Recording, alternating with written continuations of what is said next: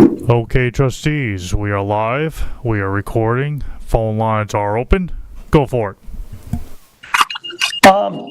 Welcome to the East Hampton Town Trustee meeting for June 10th, 2024. We'd like to start with the Pledge of Allegiance.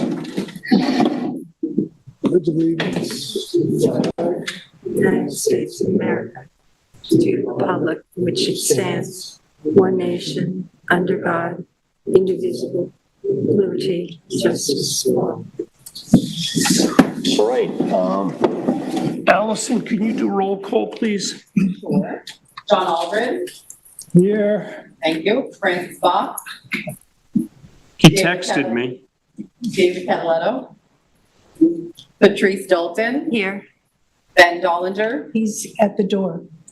Oh, okay. Thank you. Tim Garneau. Here. Jim Grimes. Yes. Celia Josephson. Here. Bill Taylor. Here. Thank you. All right.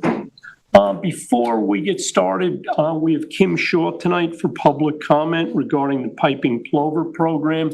Do we have any callers right now? You have 0 calls on the line. Thank you. All right. Kim, you're here to talk about piping plovers? Yes. Thank you, everyone, for inviting us tonight. I'm here with Samantha Shore. She's going to give an overview on the program for 2023 and some new initiatives that we're spearheading for 2024. Kim, can we just back up? Can Sure. you, for the purposes of the public, just identify yourself? Sure. I'm Kim Shaw, the Natural Resources Director at Town of East Hampton. Samantha Shore, Environmental Tech, Natural Resources Department.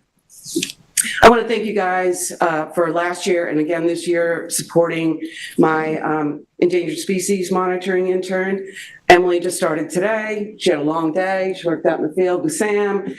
They've got a lot of great information to share with you tonight, and some, I guess we're going to just run through some of the initiatives that we're doing. We last year started with some wildlife cameras, and we were able to capture, what's happening at some of our nests that are being eaten, destroyed. We got pictures of dogs encroaching on some of the nests and into the areas that are roped off. Just today, Samantha was out in Amagansett, and some of the symbolic fencing was cut, and there was tire tracks running through the nesting area on both ends. So we're probably going to be doing some camera work in that area. Last year, we had a lot of activity that we captured. Where was that camera last year? Laos? Where'd you have that camera? Anyway, so with that, I'm going to let Sam go through these slides. The pictures are great. They were all taken by staff in my department. They're just really just pop, and it would make a great table book, like a coffee book. And so the pictures are so fascinating. But go ahead, Sam.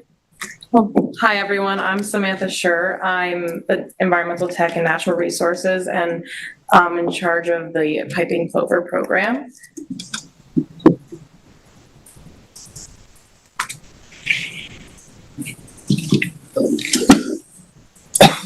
So that's one of the close-ups that we got last year of one of the birds. It's one of the males, I believe, towards the end of the season. Next.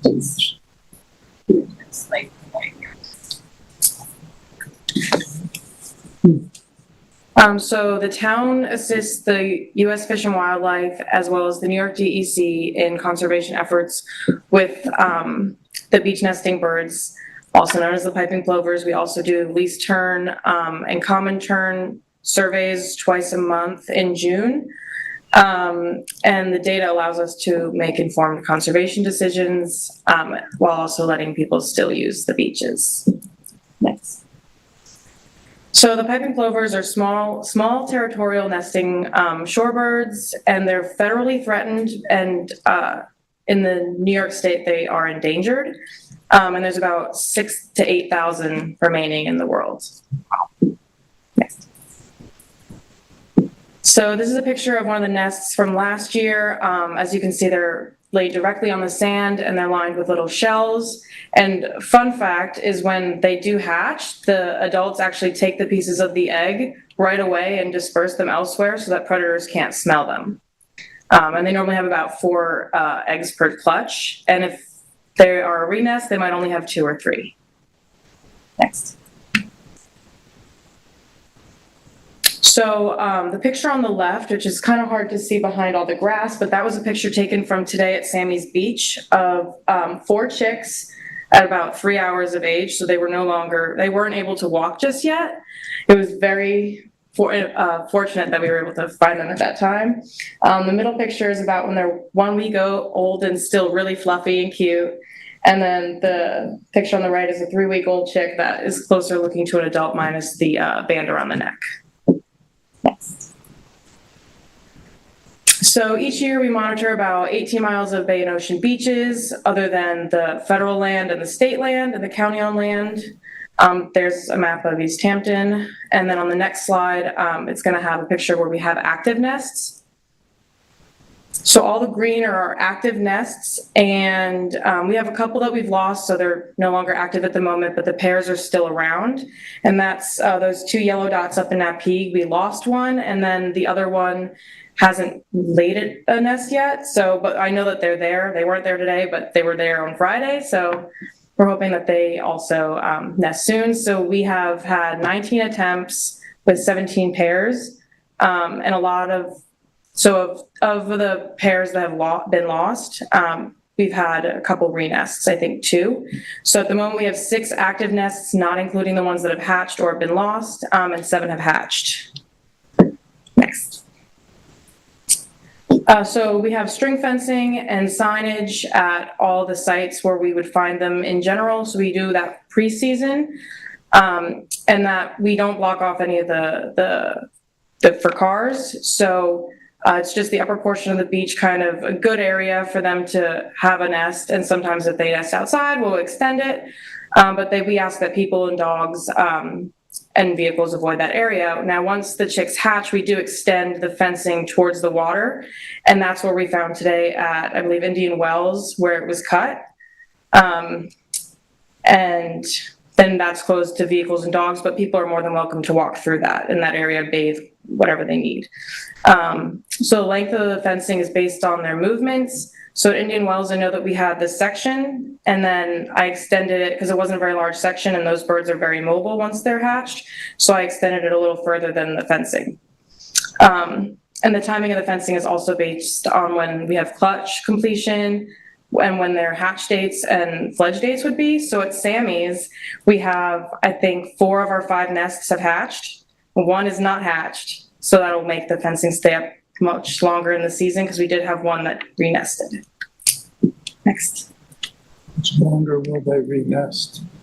I think that by July, if they haven't renested or found a nest, they really probably won't, because they think they leave end of August, beginning of September. So as long as they have enough time to incubate, hatch, and fledge before then, they would still renest.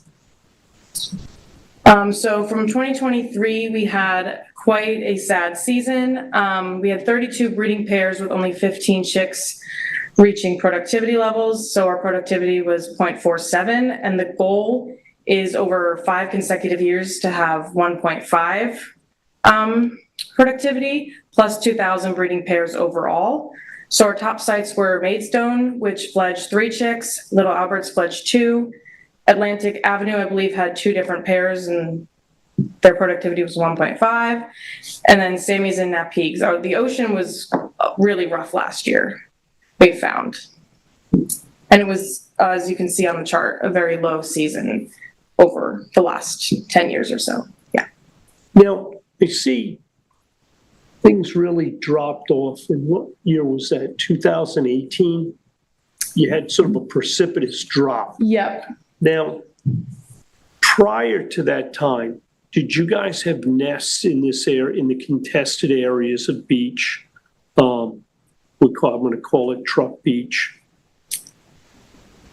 My guess would be yes, and I think there is an active nest on Truck Beach right now, but I believe that the homeowners have been notified and they... Do you guys still monitor Truck Beach? We don't currently. Okay, so I don't know, just to kind of level your numbers there, if historically you had some sort of data of that area that you could sort of project breeding performance into this, it maybe might look not quite as dismal. Yeah, we might be missing, we're probably missing chicks from that area. Yeah, for sure. Does Montauk monitor that beach? So we do try to survey it twice a year when we go out for the Long Island Colonial Waterbird Survey, which is the least terns, the common terns, the oyster catchers, and plovers. But we haven't seen anything in recent years. I think just because of the amount of people all over the beaches, it doesn't really attract them.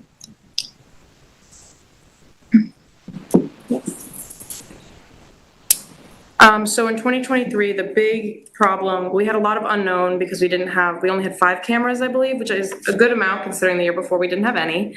But a lot of nests were unknown losses, 17.5% hatched and fledged, 12.5% didn't fledge but hatched. Avian predation was 20% and mammalian predation was 22.5%. So as you can see on the screen, there's a fox on the top left. The bottom left is a dog, and these are all from last year. And then the right photo is a crow with an egg in its mouth and the plover following behind. Next, please. So these were some photos that were taken in the last week or so. So that was what we believe is a brown vulture or some other sort of hawk type bird with the egg in its mouth, and that's at Napeague. And then today I took some of the trail footage from Egypt Beach, and there's a dog right there, and right under its snout is actually where the nest is, and it's still there. But I was looking through the footage, and I actually saw a fox right by the nest as well, so I'm surprised it's still there, but good for them. You don't put any exclusion devices on? So we haven't so far this year. I am kind of planning on putting up 1 or 2, and especially on ones that we've lost, and then we'll renest. But we found last year that on the exclosures, if we didn't take them down the second those birds hatched, those crows waited for them to be able to walk, and as soon as they walked out, would take them. So we didn't want to put them up right away this year. You know, there is a season on crows. So this is a bird that we had last year at Atlantic Avenue.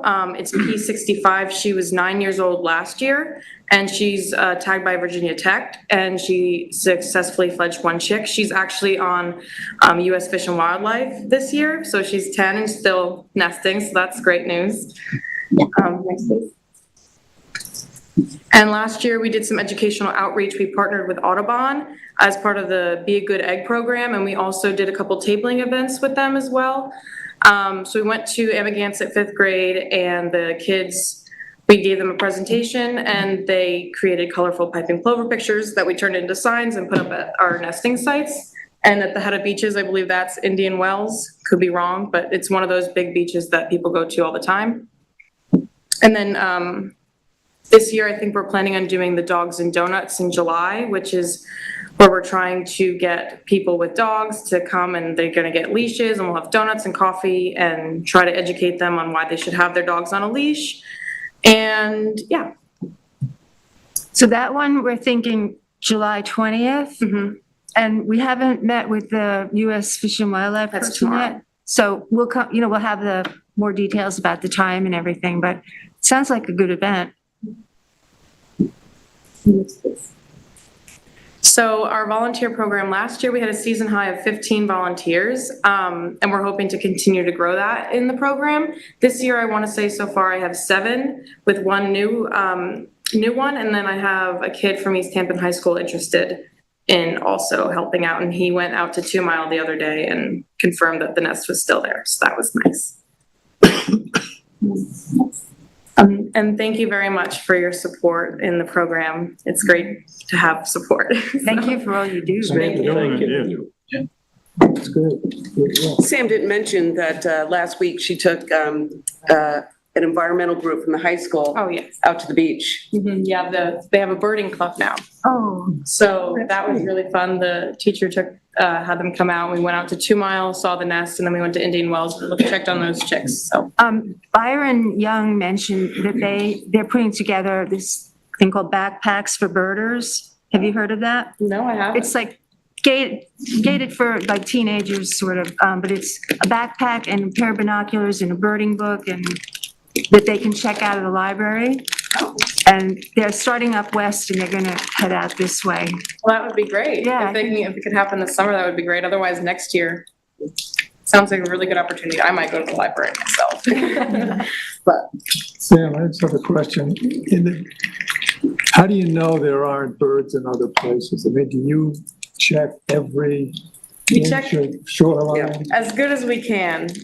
So we don't normally have birds at Albert's, and the other day I was doing the water bird survey, and so places that we don't have plovers on a regular basis, we don't put up pre-fencing, but we will walk them for the survey. So like Girard and Louse Point, I've checked them a couple times. We both saw a plover at Louse Point earlier in the season, but I haven't seen it in a month and a half or so. So my guess is that they're not there. It might have come from Albert's and flown west, but and then Clearwater, we go there and check as well in that area. So you do check private? Oh, no, we don't check private-owned beaches that are like with no beach access to us, other than people's homes. But Clearwater's private. yes, we park outside and walk in, So and we do like Lionhead as well. Bell Estate, you check or not check? Not that I know. No? How about, It's bulkheaded. Lionhead? Can you, Lionhead, we do walk that one, okay. and I have a volunteer there as well who hasn't seen anything so far. So I haven't been out there, but I will be out there tomorrow for the survey. So we have been in touch with U.S. Fish and Wildlife and the DEC regarding the birds that are just east of Truck Beach. They're on state parklands, and they wanted to extend the fencing onto private property. So I gave them a contact for those numerous homeowners associations. The state wanted to know if we could monitor, but we're at bare bones with just 2 people right now. So not going to happen. And we requested that the state tell the property owners that they had to retain someone to monitor the birds on that private property. So they don't do that as a matter of course? In other words, why does the town have to do it, state have to do it, the county have to do it on property owned by the town, state? Private property owners, it's optional? No, it's not optional. In my previous life, I worked for the county, and whenever we did monitor plovers, we required the homeowners association to pay for a private individual to sit on the beach and monitor. So, The county required private homeowners, so who's telling, the state, say, Clearwater, that they have to monitor, or Ed, or? well, it's a federal program, so it should come from U.S. Fish and Wildlife, trickle down to state, and then notify local. And they were asking me for property owners' names, and I'm like, I think I talked to Jim, and we found out there was like 7 homeowners association on that big stretch.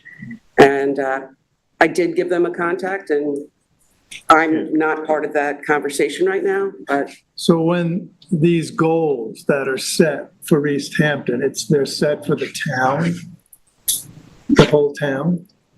The goals for, It's set, I think, for all the breeding and, up in Cape Cod or wherever else they go as well. It's regional, it's not yeah. just. it's not, Right. Yeah, they're not really goals, they're data that they look to think. When this whole program was set up like years ago, the federal government will tell people they just want the beaches shut down for a couple months unless they're monitored. This program was developed after a kill in front of Polly Brockman's house.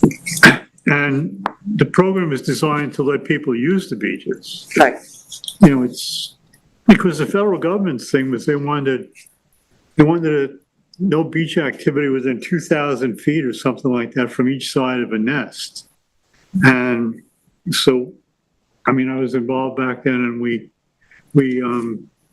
got it down to that the town would monitor the nests, and they would allow the beaches to be open with the monitors. So this whole program is designed to keep the beaches open for everybody. It's good to know. Monitoring that we have in place right now is so sophisticated. It's all GPS. We know where every nest is. We can calculate when we're going to have a hatch, how long, before the birds are fledged. I mean, got a nice Excel spreadsheet that really is, gives us instead of guessing, we actually know when we can open up the beaches again. It's great. Do they only lay eggs in the sand? Like, have you ever tried to build platforms to keep the mammals away, foxes? No, I don't know. Like the osprey nest? Have you noticed that, I've seen turkey vultures and stuff around. I mean, they weren't here a couple of years ago.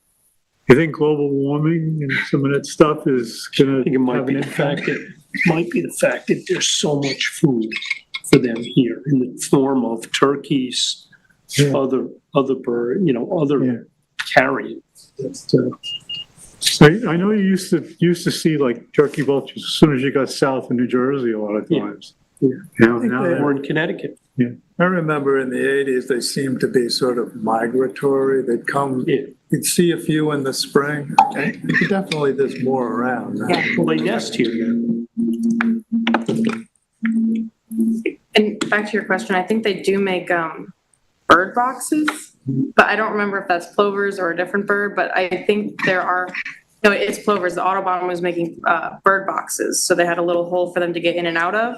I don't know how successful that was, but I think they do prefer just the open beach, but they also like to go in little bushes of sand. So sometimes they'll be right in the middle of sand, and the only way I know that they're there is the birds like almost attacking me. So, yeah. How far up into the beach grass? They don't really go into the deep beach grass, but where they go from as little grass as just sand and some sticks to, some of the up on the dune, and at Wainscott, they'll go behind the snow fencing, but they really won't go on the back side of the dune. Back in the 90s, when the county dredged northwest and was over 100,000 cubic yards of sand, it was nice, flat, sandy, cobbly beach. We had a ton of plovers there. We haven't seen those numbers there in years. So you're saying the dredging event may have contributed to nesting habitat? Yeah. So on the flip side, Hicks Island, if there could be a major dredging event over there, we might be able to create some mammalian predator inaccessible areas. You'd still have the issues with crows and other crows and gulls, but Which reminds me, since you just brought up dredging, we need a recommendation to the county for a priority list for dredging our waterways that I have to get in ASAP to the county. So our typical priorities are Accabonac, Northwest, and 3 Mile Harbor. And Northwest, we're trying to get the permit expanded to include taking a little bit of that shoaled area to increase flushing. We actually asked Chris Gobler to add some additional analysis to his yearly surveys for us in Northwest. Okay. To do some You know, scientific work. And Yeah, the county dredged Northwest last year. we also asked Dr. Gobler to do a study of the sand quality between where the county has been stopping dredging and the launching ramp at Louse Point. Oh. And we would like them to dredge all the way up to the launching ramp. They go to a point and they stop because they claim the material is not beach suitable. I think they're also worried about putting material too close to the opening of the inlet so that it would re-shoal. Yeah, well, And so- we will take care of moving it further down the beach for them. so it seems as though Accabonac might be in the greatest need. Accabonac, they just did the survey out there. So Suffolk County was out and did a survey, and they resubmitted to the DEC for a renewal of the 10-year permit. So we should be seeing that soon. We would like them to go all the way to the ramp. The fishermen, the commercial fishermen are having difficulty getting out and getting in. And I even see like some of the smaller pleasure craft that are moored in there. They can hardly get in. They have to go all the way over to Girard and then do like hard turn and get in, like there's a narrow spot where they can even get in. So it seems like it's probably a good time to do that. If the county does it, they should do it right. How does And if that they have- work? How does that work? I mean, how does it work? If this board is interested in having them go down, so you got different people involved here. You've got the county, you've got town, you've got trustees. And the state. So the state has to issue the permit, and they have certain conditions. And any modification to an existing dredge project has to go through dredge screening. And they have certain criteria that they look at as to whether or not an expanded dredging or even, taking out a shoaled area meets the criteria for the county to approve it as part of a dredge project. So do you know if the county's current permit includes to the ramp? I'm assuming there, at some point, there was a permit to the ramp. It used to go right to the So- ramp all the time. In Accabonac, the reason they don't go closer to the ramp is because of the mucky soils, and it can't be, it's not beach compatible, so it would have to be trekked offsite. So So we had it's a gold, we had possibility, gold. but you would have to stockpile it, dry it, relocate it. Well, If you remember years ago, 3 Mile Harbor, when the dike and weir on Sammy's Beach, I was involved. with it. okay, that was because a lot of that was not compatible to be beach nourishment. the ramp No, the itself, county never put anything on the beach then. The county just wouldn't put, it was the DEC policy not to put the sand on the beaches. They changed that after Sammy's Beach. But we have to, we have Gobler's. Yeah, if he can come up and put it into, drying bags and, you have someplace to store it, 'cause it's muck and you would have to take Yeah. it to a lined landfill. We'd like them to be aware of the data we got from Gobler Yeah. and to analyze Well, it. that would help. Yeah. That would, we could do an application to the dredge screening committee for an extension of that dredging and then have the report to back up those findings, which would Kim, help convince the county. would it be possible, I know there's been talk for several years about elevating the marsh in some of those areas. Is there any possibility of well, because that material would be compatible. So they make a with that slurry? purpose. Yeah. Yeah. Would it be possible to, I'd say on a trial or experimental basis, to, if there's an area proximate to that, to deposit those things that you're able to get to the launching ramp with the dredging. You may expose some beach compatible sand bottom. You may do a experimental elevation of the marsh that you monitor and come back with a Right. few years later and say, well, didn't make it worse. Or maybe it comes back. There was a study done for the Rockaways where they did that, where the islands were actually settling, and then they did like a slurry mix and like sort of sprayed it on the marsh to raise the elevation. And that was in a report, beneficial reuse of dredge material. And they've done it over in Connecticut too. Didn't they do some of that Yeah. in Seatuck? At Seatuck, I'm not sure.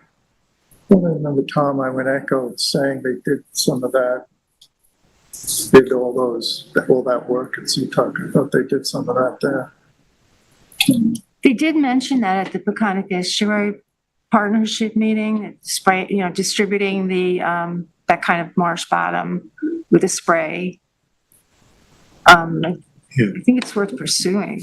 That would be a good place. It'd be really easy to monitor. One other thing that, feedback about the ramp itself. The ramp itself is deteriorating and the cement, whatever it's made out of, is it's deteriorating and it's a lot of dirt on it. And the stand-up paddle boarders can't get through it, so they're going through the commercial guys area and bringing their vehicles in there. It's it's like that ramp needs some sort of attention. Maybe Even we if could it's- have a conversation. Capital project, town board. Well, Yeah. does it need a new ramp or does it just need to be The DEC cleaned used up? to let you take sand off the ramps. I'm sorry? The DEC used to let you take sand off the ramps. Like the highway Yeah, we do department it could go at Lazy down there Park all the time. and take the sand off it. Well, you'd think you would, right? You could ask them, I mean. You can just bring it to this board. We cleaned off the ramps in Lazy Point numerous times, and Yeah, it's sort of maintenance work, general maintenance that we do at other places, so. So we could probably do that. Yeah. it gets a lot of usage and people like that ramp. No, we'd have to check with the DEC, but I think that's a permitted thing. It's like cleaning a parking lot or something like that. You don't need. Actually, I let the new person who's the head of parks know, because Tony Littman, was gonna look into that and he left. So I forget this person's name, Steven or something. He's gonna look into it as well. But I don't know who's responsible for that ramp. Well, it looks like we have some follow-up. After our meeting tomorrow with Fish and Wildlife, we'll come back. We may want to tap you for some funding for the dogs and donuts sort of thing that we want to do. We did it last year. We did it way too early in the morning. We did it like 8 o'clock. I think they said it was like 8 to 10. Yeah, we're looking to push it back so that we can take advantage of the junior lifeguarding program that goes on at Atlantic Avenue. Just get more people passing through. But it was, what do we have, about 45 or 50 people last year throughout the 2 hours, but it definitely was worthwhile. Cool little stickers, they had tattoos, they had a bunch of stuff. And some of the things they can fund, but they can't pay for like the coffee, so. Coffee and donuts. Yeah. I don't know where we get donuts around here. I'm sure we can work something out. Okay. But thank you guys again. And so it looks like I haven't been here in a couple years, but we'll be back with a follow-up on that collaboration that we're trying to do in July, and then the dredging. We'll just talk off camera about that and get my memo in to them. One thing we kind of talked about was involving ARF in this event, like having them have a adopt-a-van there. I don't know how the trustees feel about that. Did you think that would detract from our little? Puppies are always nice. Yeah. I wouldn't do it in cats. Doesn't it kind of contradict the idea of keeping the dogs away from the No, because birds to have more? you want people with dogs to get the message. I think that would bring them in. It's and an then, educational opportunity for animal people. That draws a lot of people, but it's totally up to you guys. because they're free on the 20th. So, Well, I figured if we didn't have the van, we could at least maybe have a donation bin or something where people could bring towels and yes, food that's and a good stuff idea. that we could bring to them just for animal lovers in general. Maybe you also That's a like great pet idea, lovers. Smith. Better than having them there, because I think it might be too much of a conflict with what we're trying to say. Having the ARF people Yeah, there. having the van I there. don't think they're promoting like running the dogs through the Yeah, cleverness. So it's a good teaching moment too, because that fencing down at Atlantic Avenue is the feds. And they do heavy-duty signage, heavy-duty fencing. They have people there all the time too. I They have a mean, monitor down there. So in the past, they've had solar electric fencing around it. I got calls that there was dead birds and it was rubber crows that they had stuffed around it, so we always get a lot of flack for that. that's what the Fed wanted, that's what they wanted to do every place. So, And that's over 1,000 feet long, I think, that, Yeah. Yeah, it's a pretty long stretch. yeah. it's strange when they It's take not the ours. fence down, it's like the only place that's not covered with footprints in the town. Kim, All right, Samantha, thank you. Thank you very much. Thank you. Enjoy your night. can we talk about the flamingo while they're here? Because Yeah. that's the next item. Well, if they want to. Do you want to stay for the flamingo? Sure. Because Kim, It's under new business and it is the first thing, but maybe before we go to that, do we have any callers? You have 0 calls on the line. Thank you. Okay, Patrice, go to it. so the flamingo caused a lot of questions about the Wildlife Rehabilitation Organization, what their role was in the flamingo, relocating it and all kinds of things like that. So I am a member of the Eastern Long Island Audubon Society, and I contacted the president, Bryson Young, and he said there had been a flamingo here. He worked for the DEC in 1990s, and I think he said 1992 there was a flamingo here, and it hung around, and then when it got cool, it left. So just so people don't need to worry so much about relocating it. Yeah. It's already all up to Massachusetts, or it's moving around. Susan McGraw put a couple pictures of it up in Cape Cod. Yes, it's up on there. our website. Yep. And he gets around. Yeah. Yeah, I think some people can kill with kindness, Yes. Yeah, I think the thing to take away from this is in the efforts to try and capture that flamingo sighting on film, to try not to harass the flamingo or put it in a situation where it's going to feel like it's got to get away from here, let it go about its business, let it eat, let it interact with the rest of nature as it does. And if it stays for a while, great. And if it doesn't, it doesn't. Yeah, it's a wild animal. But and harassing it or anyway trying to capture it, that would require special permits and skills and. Well, the thing is, you're not doing any public good.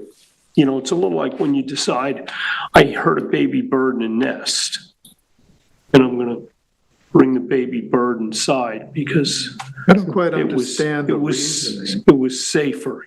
Just leave them alone. Yeah. I don't understand the reasoning. Why? To do what? I mean, there's sightings of birds that are native to Europe here all the time. I don't hear about people going and capturing them and then sending them back to Belgium or something. Oh, with Georgia Capon and the pink flamingo, you got a news story right there, People are worried, it's just. Okay, well, we could move on. Yeah, that was just a little update. Coastal resilience. Yes. Form of Montauk. Excuse my allergies, which have interfered with my life, but whatever. I hope you all can hear me. Patrice and I both attended the Montauk Coastal Resilience Seminar yesterday. And I think it's going to be the kind of meeting we'll see more of because there were representatives of the local business community as well as government, as well as sort of environmental advocates and academic researchers. So that's sort of part of the community outreach aspect of dealing with issues such as, the problems accruing to the coasts. And part of the goal is to eliminate the silos between these different groups. So they're all together, sort of trying to tackle these problems together. And even though obviously Montauk is not part of the East Hampton trustee jurisdiction, there are areas which are similarly vulnerable, such as Cranberry Hole Road, Lazy Point, Louse Point, Girard Drive. And many of the concerns are the same as those that were discussed about Montauk, including the risk of severe shoreline erosion due to sea level rise, flood damage, and potential for reduction of access to areas. An interesting statistic is that supposedly there's a 60% chance of a 1938 style hurricane occurring in the next 30 years, which would be quite devastating.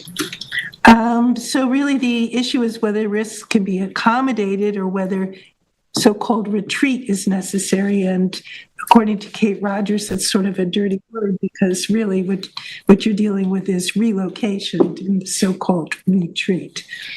And ideally that should be avoided if at all possible. Again, the goal is to work with nature because things like revetments can aggravate coastal erosion.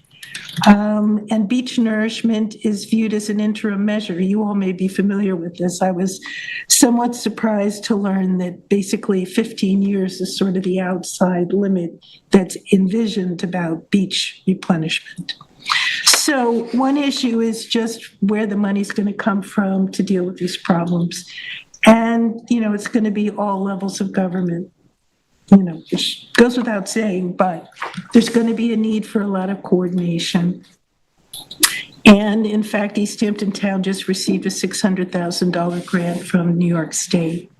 And the Federal Army Corps of Engineers has already laid down about 600,000 cubic yards of sand near downtown Montauk. And supposedly they're going to continue that replenishment every 4 years, up to every 4 years, in which they're going to put in at least 400,000 cubic yards.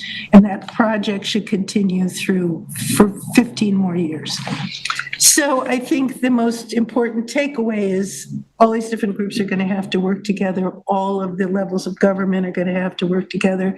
But that they're also, as Patrice mentioned to me, I totally agree, there's going to be a huge need for transparency in terms of what people can expect. And the more openness there is and the more sort of notice there is about regulatory changes coming down the pike, that it's going to be beneficial. If anybody has any questions. What was the $600,000 grant? Was it specific? That I wanted to find out more about. How's that being utilized? Yeah, And that exactly. wasn't included in the sand replenishment? No, That's that's separate. something gonna be that's for different. ditch? It was just No, this needs passed, like 40 million. it was just passed, in Albany. Okay. The governor literally just signed it. Okay.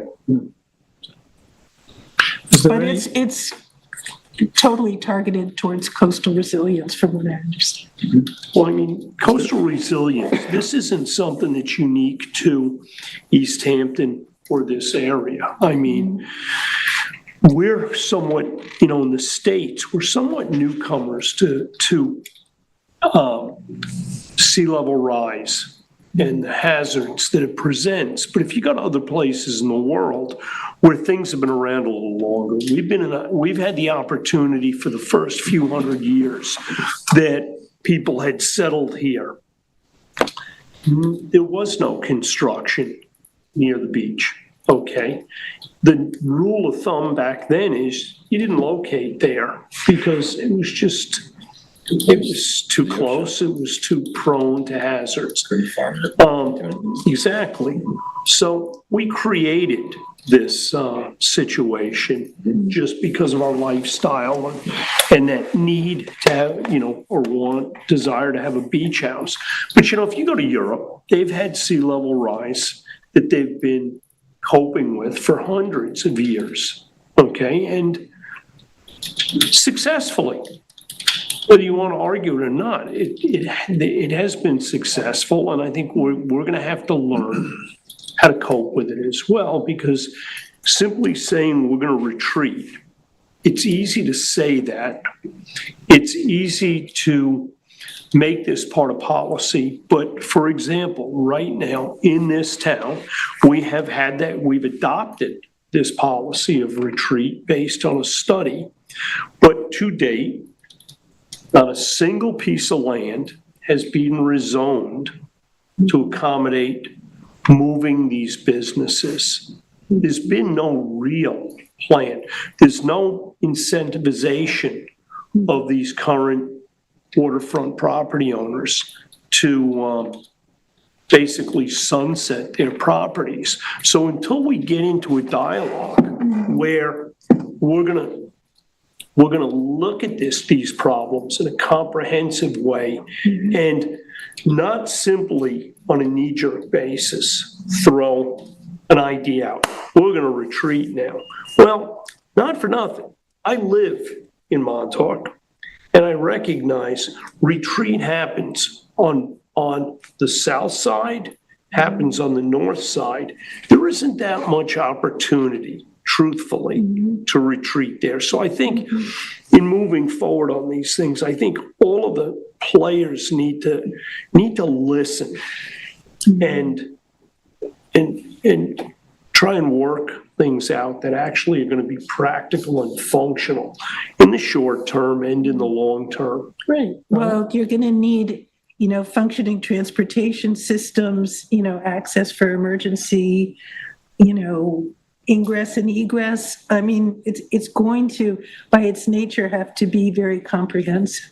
It seemed, there's an interesting case going on now with,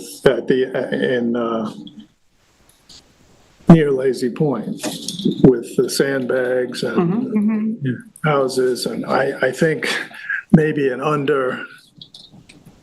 less understood driver of what's going to come in the future is how the judicial system is going to play into this.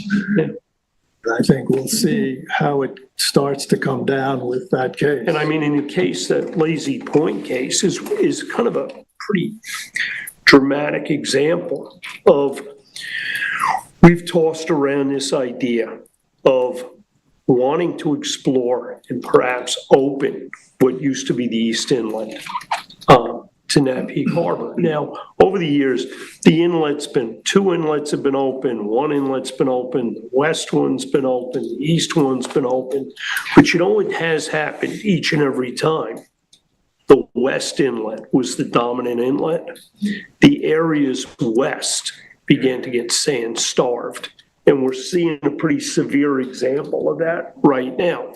Now, is dredging out the east inlet going to solve the problem? In the short term, yes. Because where would those sand spoils be pumped to? Logic says that you would pump them to the west, take that area from Bayview over to Mulford and to connect to Lazy Point and nourish those beaches with that sand, which would buy some time. If having the East Inlet open reduced the amount of erosion, or even on a real wild note, reversed it, well, great. But the one thing it's not going to do is, even if it stayed status quo, it gives everybody time, because in the case of some of those properties, the idea of retreat doesn't really exist. I mean, the only real solution is to retire the properties, which bizarrely, some of those houses are not like off of Mulford. Some of those houses are not very old. And when they were built, they were built with erosion in that in mind. And the erosion has happened at a rate significantly more. Now, one of the things going back to that area is you guys probably aren't familiar with this PEM project, where they basically drove PVC pipes into the beach. Yeah, I wanted to find out about that. Mark Alaska from there is going to come and visit us and give a report. I just haven't gotten back to him. They have Been a couple years now, 3 years. I want to say the data, certainly it's not getting worse. It appears there is some slight accretion to the beach. But again, these are things that I don't think you can go and say, well, okay, there's going to be a one sort of thing that fixes everything. I think this is going to be something that we're going to have, the community as a whole is going to have to look at these things and say, hey, it isn't in some such situations, it may be retreat. In other situations, there may have to be some balance where armoring, perhaps there are areas, Montauk Lighthouse is a really good example. Yeah. They armored that. The opportunity to move the lighthouse back, that was tossed around. They moved the lighthouse back in Block Island. It's a big expense. It's Well, not forever. It depends on how the lighthouse is constructed. The one in Montauk is not real suitable for moving. Well, you could do it. No, you could do anything. Yeah. Didn't those engineers, when they built the lighthouse, kind of nail the equation for They erosion? figured out that it was In going to last 1790? 300 No, I don't years. think that was really deep It was in the built, mines. it Although was built for pretty far back, though. I'll tell you what, the siting, There's quotes there that thought it was gonna last 200 years. This is where it's the gonna be. siting and the 200 now. construction, you can't say that it was shoddy. Another place in Springs is interesting is Girard Drive. Yeah. And Last Point Road. There are houses there that are, There are houses there that that in retrospect probably should never have been built. But, and how do you move forward on that? I mean, there's incentives out there for some of those questionable properties. Yeah. Well, that Category 3 hurricane we can expect in the next however many years will drive the process very quickly. The last time they dredged the channel, they wound up putting sand on the beach all the way down to about 4 properties before the culvert. Mhm. So, when they do it again, it's probably, gonna take care of most of the houses, to the east of the culvert. Mhm. But, there's an awful lot of sand out there. So what we have on coastal resilience. Okay, we're moving along pretty good here. Is there any old business that needs to be gone over? Well, I have a few things to just report. I could do it now. Sure. So, we've gotten a couple of reports from Dr. Gobler's lab on blue-green algae in Wainscott Pond that have exceeded the state limits on May 29th. State recreational limit is 25 micrograms per liter. May 29th, the reading in Wainscott Pond was 93.6 micrograms per liter. And on June 5th, it was 80.4 micrograms per liter. And so it's Wainscott Pond's off to the races, but we haven't heard anything from the Lionhead Ponds. The which? The Lionhead Ponds haven't had any readings, so that probably hasn't been elevated. And they'll do that. They do that every week, so you should be getting those. Yeah, I got those notices on Wainscott Pond, which is a tough one. It's a very shallow pond. There is no public access to it. It was extensively used for, it's so much agriculture surrounded by around there. It was agriculture. for for hundreds of years, and it's all. Lots of farmland, It's all in. Yeah, and it was pretty, the nice thing is Gobler's lab, they have done some pretty accurate mapping. So they know what kind of stuff is in the bottom of that's creating problems. We just had this discussion about the use of what was the material that Sarah came and talked to us about? The oxygenator. Titanium. Titanium oxide. If there was a place to perhaps trial that in the field, maybe that would be something like Wainscott Pond. And the giant filter. Well, we did have the enormous pool filter proposal, which wasn't well received, and we haven't heard about that since then, so. We've moved on to bigger things. Yeah. Excuse me, trustees, this is LTV. Just want to let you know you do have one caller holding whenever you're ready. Thank you. Okay. Are you done with your? I had 2 more things, but Why don't you finish what you're, okay, Matt, we'll put the caller through. Okay, putting the caller through. Last 4 digits, 8242. You are live. Hello? Yes. I did not want to speak to the trustees right now. I wanted to say that we cannot hear anything you're saying because there's intermittent blankness. So I recommend that you get better equipment or you hire somebody else to tape your meetings or run your meetings because it's been like this for the last 20 minutes. We cannot understand you. That is my point, and another time I will call in for business purposes. Thank you. Well, actually, I'm really glad you called in, and Matt, is there anything that we can do about that? Now, Miss, this is LTV. What you said the last 20 minutes, I was hearing them very clearly on our monitor here at the studio. I don't know what you said the last 20 minutes. What didn't you hear? It's kind of, it's not a very good question. What? Okay, what cable service? it doesn't matter because they actually hung up. I just realized they hung up. Well, I don't know, for members of the public, if this is something that is going on and several people are experiencing it, please call in. We would love to get to the bottom of it. If it is, if you're hearing us just fine, you do not need to call in and tell us that. What's not clear to me is, was the caller on the phone and couldn't hear us on hold?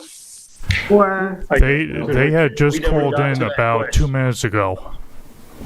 All right, okay, so she couldn't hear. all right. You couldn't hear her on So anyway, television. maybe we can move on. John, you can finish your reports.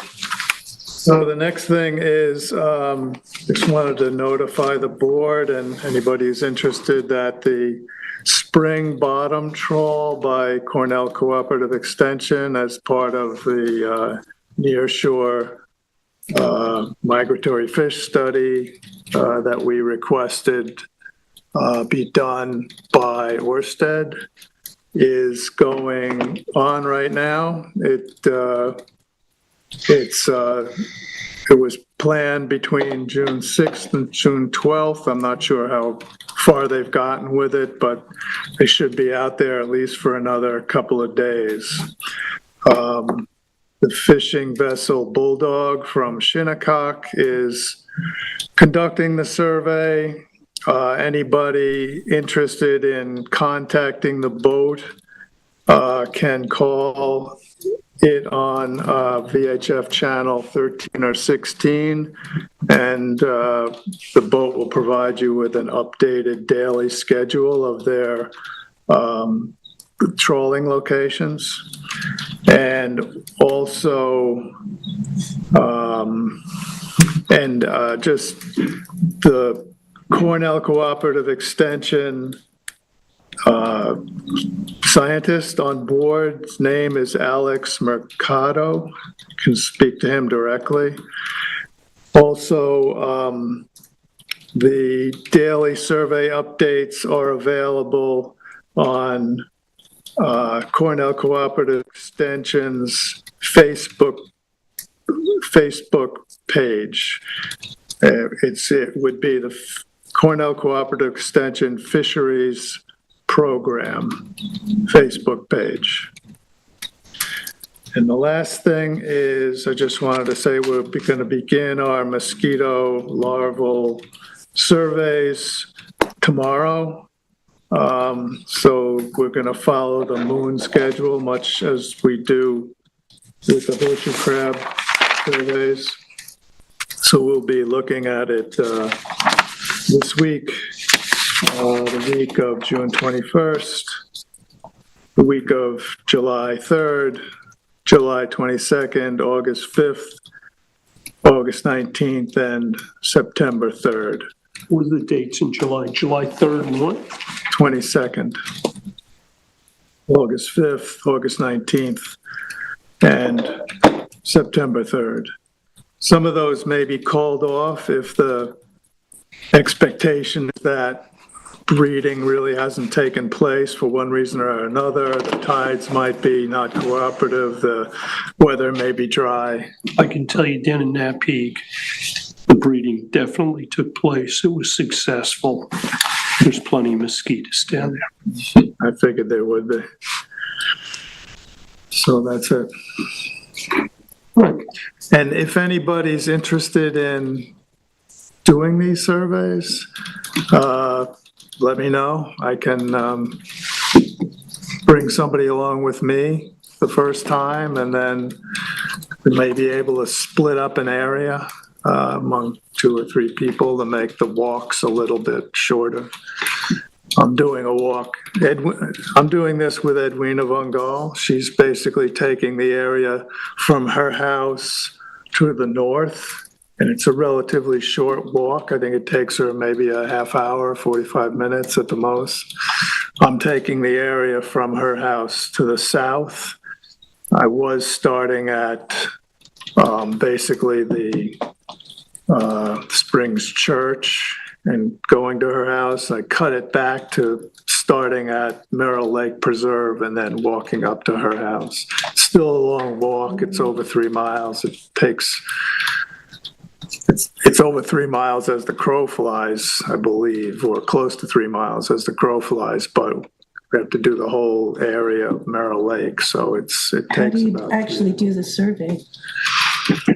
We look for areas of puddling or ditches, mosquito ditches, and we dip for larvae, to look for larvae. And then we have a recording protocol on survey 123 on the phone, and we'll type in the spot. It's tied to the longitude and latitude of our phones. We'll record the number of stage 1, 2, 3, or 4 larvae, and possibly pupae. Usually we're finding either stage 1 and 2 if it's early in the breeding cycle, or if it's later in the breeding cycle, there'll be larger stage 3 and 4. Seldom find pupae, but occasionally. Just, we've been doing this since 2018, so we have it pretty down where the breeding is taking place, where the puddling is taking place. But there's a lot of little spots that you have to kind of check. And generally it's upland basically, or where the upland meets the marsh. That's generally where you find it. We don't really have to range the whole marsh. The first year that this was done, which was 2017, Excuse I think. me, trustees. One more second here. I think I see what's going on. Maybe for the last minute, the coverage has been frozen on the YouTube on channel 22. We are still recording the footage, but I think that's what's going on. The video is frozen. All right, well, thanks, Matt. So when you rerun this, the whole meeting will be shown, right? Yes. I will let the technical person know, and we'll go on from there. Thank you. Thanks, Matt. Yeah, so initially, the first year this was done, it was basically done by Natural Resources, I think Bill was involved with it.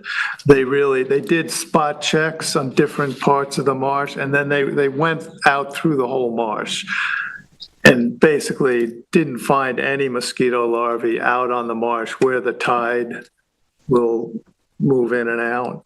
So it's really only in the upper marsh where there's contours that'll hold water. That's the worst part of it. But in a place like Merrill Lake, where there's islands of upland out on the marsh, you sort of have to go and check around all these areas. So, And there's holes there too, like if you step in one of those holes. well, you get used to that pretty quickly. All right, That's it. that's it. Okay. Accabonac Hog Creek.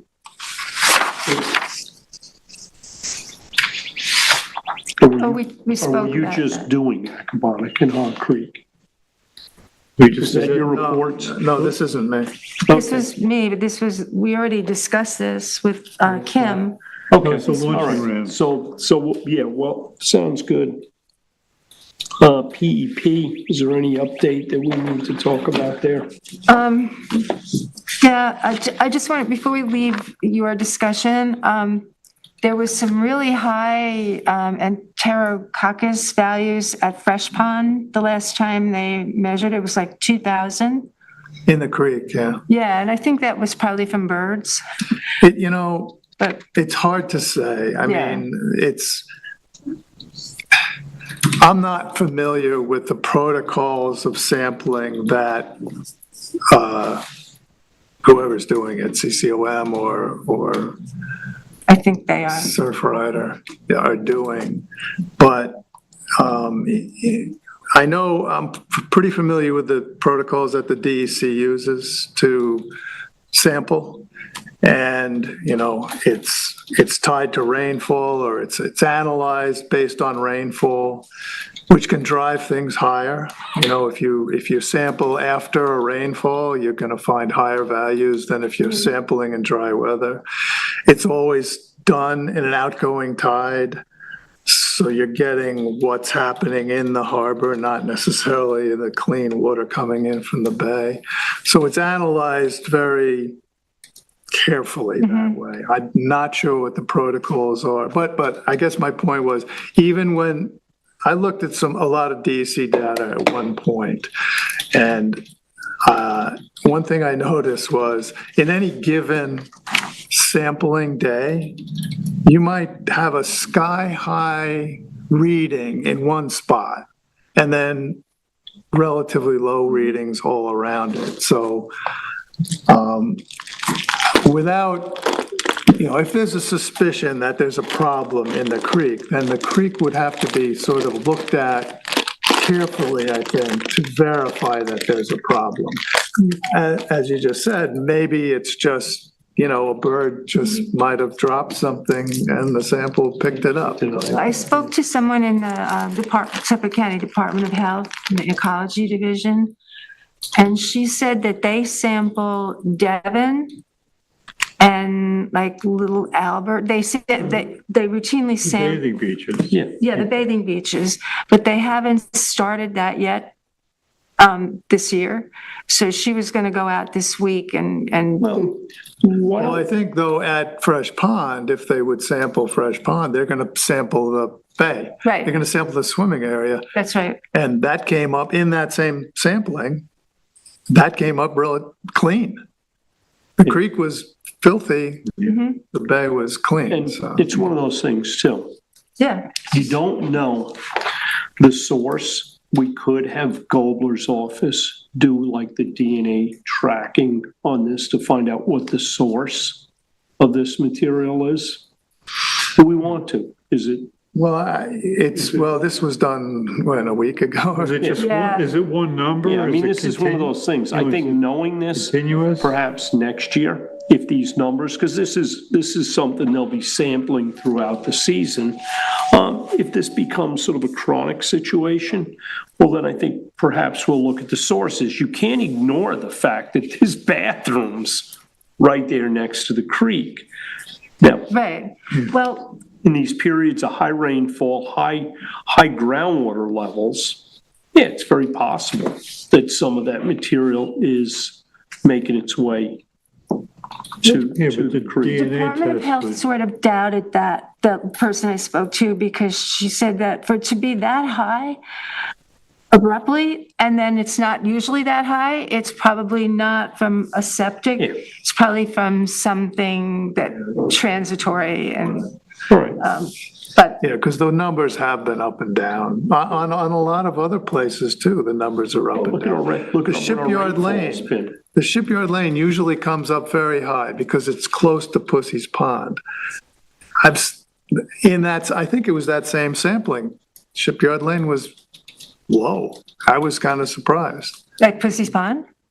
Well, at Shipyard Lane. Oh, it's Shipyard, yeah, that's For surprising. some reason, they're not sampling in Pussy's Pond. No, we couldn't reach it. And then you mentioned having that dipper. Well, that's another problem, or that's another part of the protocol I don't really understand. I mean, it should be sampled like a known distance offshore all the time. All the time. And I think there's different people that sample, and you don't know if somebody's just picking up something that's right at the, in an inch of water versus walking out into a foot and a half of water. That can all affect it. So. Okay. So we want to move on to administrative, or what I wouldn't mind doing is just doing a quick update on the horseshoe crabs. Maybe Tim will join in here. We did have this last new moon cycle. As expected, our numbers fell off rather rapidly. First night, I think we had, the 2 nights before the new moon, we had, I think it was 170. I think the night of the new moon, we dropped to, I think, like 140. I haven't done the counts. I didn't send my stuff in yet for 2 nights after, just because I didn't get home until 2 in the morning. Was it about the same? No, it dropped down. It was a steady decline. So I want to say it was well less than 100 we saw. So we're going to be starting next Monday. We start the ramp up for the full moon. I'm going to expect nearly nothing. And then we still have the next new moon cycle, which I don't even know whether, depending on what happens on this next round. I thought this next cycle was the last one. last one. I have on my schedule, they showed another. That's that for west. It's grayed 'Cause out, I was so it's kinda- shaded. Oh, okay, I was planning on blowing that off. Yeah, I think that's for Not more for of us. the It's- up island. Yeah, it's more Yeah. west. We have, the good thing is we've had, and you guys did too, is we had tremendous number of tags. We set out 100 tags. We have collected back this year, and these aren't ones we tagged this year. These are ones that we've tagged several years ago. We've got 25 tags that we've collected. We've probably collected another 8 or 10, but these are ones that are in the same series that we're setting out right now. I don't really count those as recoveries unless they're from like the previous moon cycle. Then I'll just record them with a note. But it's pretty neat that we've got all of these ones that we've tagged. We've just been doing it more years, so there's more tags out there. Yeah, it's so expected, but the inherently good thing, gonna- the good news is, these freaking things are still alive. Yeah, there's plenty of them. John, you saw your numbers drop off pretty deep. Yeah, I think the first night when you guys did it was a 67 or something like Yep, that. 62, I think. And then the second, when I did it was 72. And then this last night was 23. So that really dropped at that third night. Anyway, administrative payment of the bills. We've got Seacoast Enterprises, $595.36. This is for dock lines, fenders, paint, and boat wash. We've got the East Hampton Star, $207.51. East Hampton Marina, $75 for fuel and supplies. Riverhead Building Supply, $384.03 for pump out boat season prep supplies. And Montauk Marine Basin, $222.57 for fuel. Do we have a motion to pay the bills? I'll make a motion. No, second. Okay, all in favor? Aye. Okay. Financials, did anybody have a chance to look at March? We'll table this till the next meeting. Maybe some of us can look at it. I'd like to put that one behind us then. With respect to the pump out boat, season's been going good. We did have one situation yesterday where the tank down at Star Island was full. They had to stop pumping. The company did come out and get it pumped out. Hopefully that doesn't happen again. That happened so early. Maybe it wasn't that early. You know, Who pays to pump the tank? Town of East Hampton. It's not a trustee. We pay for the pump out boat operators. Town of East Hampton pays for all of the shore expenses. I spoke to the town about that today, just to give you an update. They are in the process of speaking with the engineer about the tank. It seems that there was an alarm failure on the tank, so it's being worked on. Tough thing is, we've got a bigger tank. It should last longer because we are not pumping the amount that we were pumping like a few years ago when we were doing this at peak time. So hopefully this doesn't happen again. All right. If no one has anything else, would somebody like to make a motion to adjourn the meeting? I was going to update you on the Peconic Estuary. Yeah, I thought you did. No, Oh, I didn't. okay, gave you the opportunity, you blew it. I'll be brief because the slide decks were supposed to be on their website today and they're not there. And a lot of it was really technical and I can't count on my memory of what I heard to tell you any of that. But they talked about the sampling of the horseshoe crabs and they talked about the horseshoe crabs threats, what they were being used for, the milking and the traps and stuff like that. So, but they also had these radio tags. Telemetry. Yeah, have you seen those? You know what happened is Cornell mentioned it in a memo at the beginning of the season this year and said, hey, guys, keep an eye out for ones that are we call them in the surf. They're above the water line, which I did. No, we informed them, they came out and took a female and tagged her. Oh, they did? Yep. See, we didn't get anybody. Nobody came by and we never heard anything. So we thought. We had some nice female candidates and we sent a note to Caitlin and to Matthew and they came out and tagged it and put it back. Okay. Again, they're asking for crabs that are in the surf zone. Again, that's not submerged because the telesponder doesn't work underwater. Right. So they're looking for crabs that like to mate on the surf or on the sand. And which in our transect, most of it's underwater, right, John? Yeah, same with us. But you know what's weird? And I said, I can't guarantee you this female's We gonna probably be. won't hear from that crab again. Yeah, we probably, and I asked before our last meeting, I said, hey, any updates so I can, and I didn't hear back, so. We had more in the surf this year than we've ever had. Some of that was due to wind direction. Some of that was just due to the excessive numbers that we had. I think they spread out more this year because. But you would think that it will only come up into that area when it's spawning. I don't know. Yeah.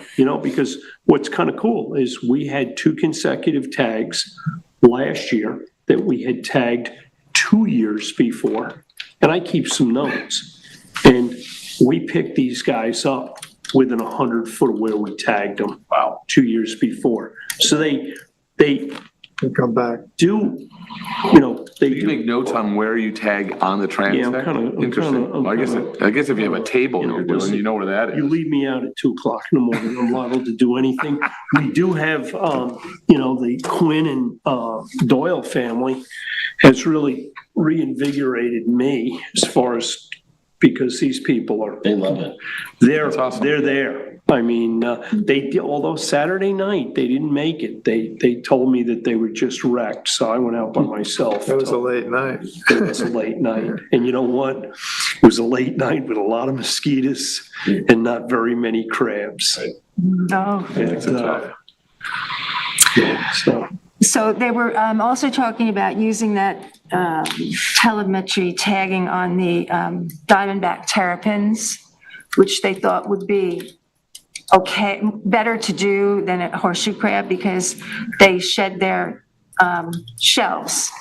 And then that way they would release that, little receiver. It probably won't be working at a certain time. Well, the horseshoe crabs stop shedding their shells. Right. Once they're mature. They don't, and the terrapins do not ever shed their shells. That's fatal. They do not have what? They don't ever shed their shell. That would be a fatal event.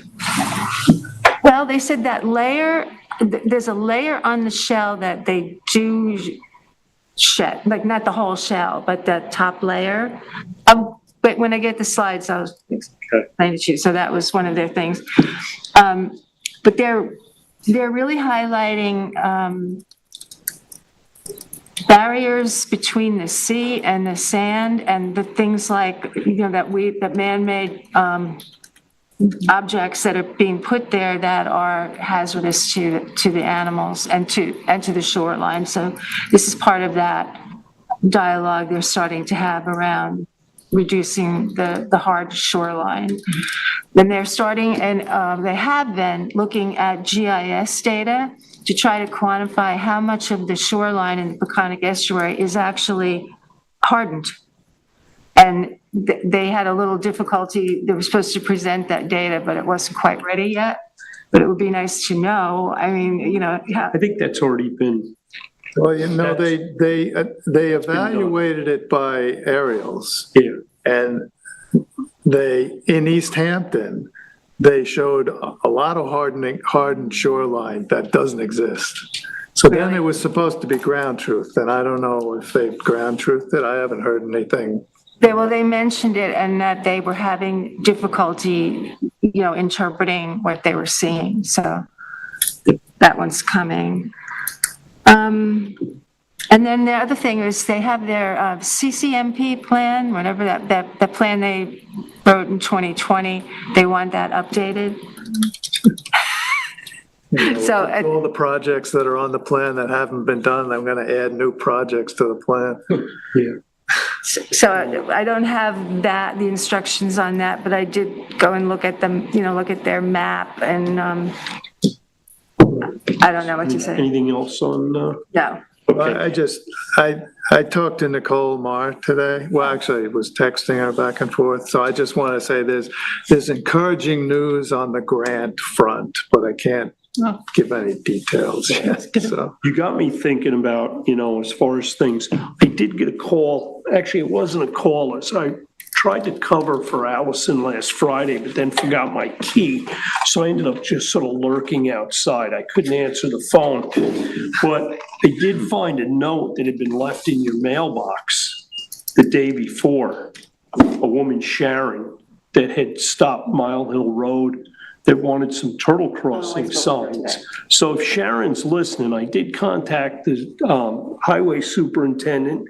He will put up signs, and I'm going to be dropping those signs off to the sign shop tomorrow. So they'll be put up. But if there's any people out there that think there should be turtle crossing signs, are areas that they think signs are missing, rather than putting out these plastic signs, which is somewhat like litter, if they could contact Allison, and if this is an area that truly we should have hardened signs, we'll try and get turtle crossing signs put up there.